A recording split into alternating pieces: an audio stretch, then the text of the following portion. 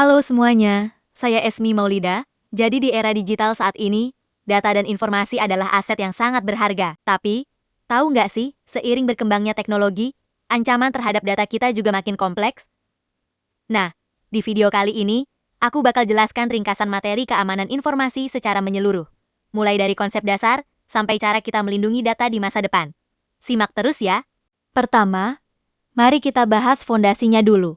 Keamanan informasi pada dasarnya berfokus untuk melindungi data kita. Tapi di luar sana, ada banyak banget ancaman program jahat seperti virus, trojan, spyware, sampai worm yang siap mengintai sistem kita. Contohnya seperti malware, ransomware, yang bisa mengunci file penting kita dan minta tebusan. Atau phishing melalui email palsu yang pura-pura dari bank untuk mencuri password. Nah, untuk menguji seberapa kuat pertahanan yang kita punya, ada yang namanya ethical hacking. Ini adalah proses pengujian penetrasi secara legal untuk menemukan titik lemah sistem sebelum dimanfaatkan oleh orang jahat. Lalu, gimana cara kita melindunginya? Pertama, kita pakai kriptografi dan enkripsi untuk menyamarkan data sensitif agar tidak bisa dibaca sembarangan orang. Contoh sederhananya, seperti fitur end-to-end encryption di WhatsApp, di mana pesan kita diacak sehingga cuma penerima yang bisa baca.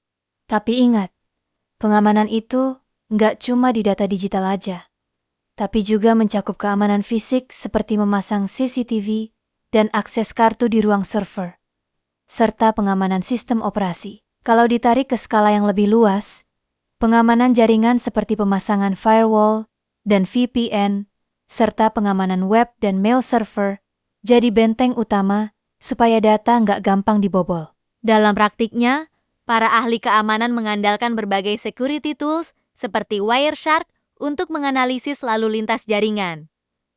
Proses monitoring dan audit IT security juga harus dilakukan secara berkala untuk mengevaluasi apakah sistem masih aman atau ada celah baru. Oh iya, keamanan informasi ini bukan cuma urusan teknis aja loh. Ada aspek hukum dan etika yang mengaturnya seperti regulasi UU ITE di Indonesia yang memberikan sanksi tegas untuk pelaku ilegal akses atau penyebar data pribadi.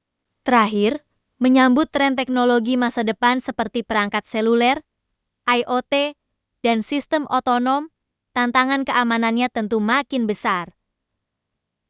Contohnya sekarang smart home atau smartwatch kita pun bisa jadi sasaran peretasan.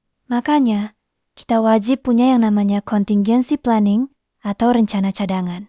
Contoh konkretnya, dengan otomatis membackup data penting ke cloud secara rutin dan menyiapkan disaster recovery plan. Supaya kalau misal data terkena serangan, kita bisa langsung mengembalikannya tanpa kehilangan file penting. Jadi kesimpulannya, keamanan informasi itu adalah proses berkelanjutan yang menggabungkan teknologi, aturan hukum, dan kesadaran kita sebagai pengguna. Yuk, mulai lebih peduli dan lindungi data kita dari sekarang. Terima kasih sudah menonton, sampai jumpa lagi. Bye!